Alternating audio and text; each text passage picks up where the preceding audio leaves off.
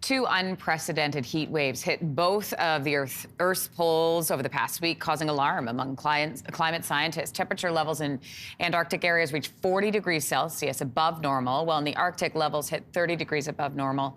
Joining us for more is climate scientist Blair Feltmate. Good morning to you. Nice to have you on the show. Good morning.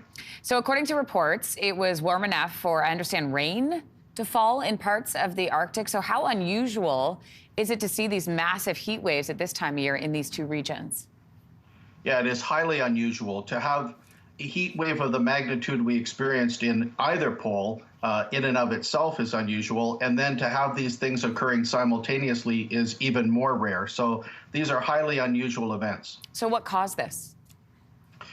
Well, the jury's a little bit out, but at the root of it is climate change driven. And what happened in the Pacific region, we had an atmospheric river of warm, moist air that traveled south into the Antarctic region, causing the warming you mentioned, about 40 degrees Celsius warmer than the seasonal norm. And then in the mid-Atlantic, warm, moist air traveled north along the Greenland coast into the Arctic region and caused warming on the order of about 30 degrees Celsius beyond the seasonal norm. And most probably, but not categorically, this was probably climate change driven. And the phenomena is perfectly consistent with a major report that came out from the Intergovernmental Panel on Climate Change about a month ago. This authoritative body of climate scientists who said, under climate change, this is the type of phenomena we can expect going forward. Alarming for sure. And as a climate scientist, you're watching the data come in. How concerned are you? I'm very concerned because what happens is when you get warming in these polar regions to the point that snow and ice melts, that's problematic because when sunlight hits the bright surface of snow and ice, about 80% of that energy reflects back up into space.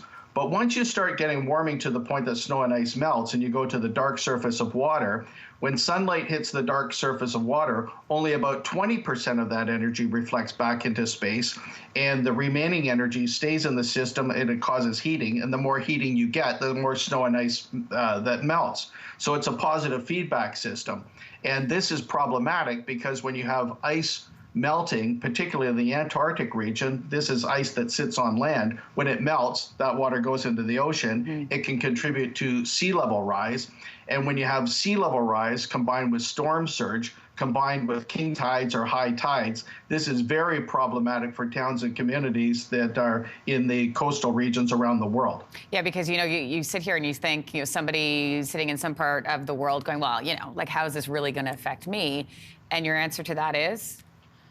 It affects you very much so, particularly if you live in coastal regions around the world. So this is one more expression of, in my opinion, climate change in action. And we want to be proactive, quite frankly, in doing everything we can to at least slow down the rate of climate change. Climate change is effectively irreversible. It's here to stay.